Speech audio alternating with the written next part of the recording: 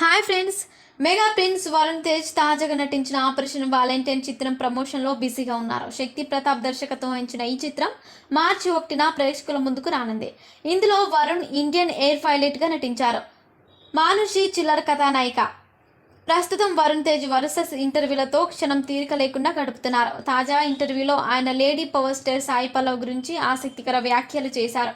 వీరిద్దరు కలిసి super hit చిత్రం ఫిదాలో నటించారు. అందులో ఎన్ఆర్ఐగా వరుణ్, తెలంగాణ అమ్మాయి భానుమతిగా సాయి పల్లవి విశేషంగా ఆకట్టుకున్నారు. దీంతో వీరిద్దరి కాంబినేషన్లో మరో చిత్రం వస్తే బాగుండని చాలామంది అభిమానులు భావించారు.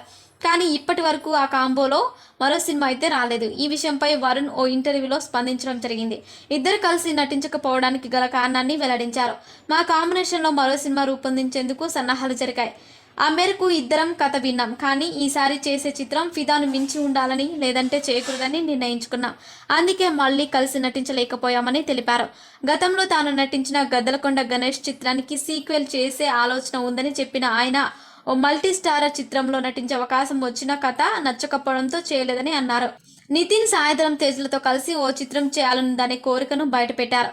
ఇండస్ట్రీలో నితిన్ తనకు మంచి స్నేహితుడని తెలిపారు. ఓ సినిమా హిట్ అయినా ఫ్లాప్ అయినా తదుపరి చిత్రానికి ఒకేలా కష్టపడతానని, ప్రతి మూవీ ఫలితాన్ని రివ్యూ చేసుకుంటానని పేర్కొన్నారు. మరిన్ని ఇంట్రెస్టింగ్ అప్డేట్స్ కోసం మా ఛానల్ని సబ్స్క్రైబ్ చేసుకోండి.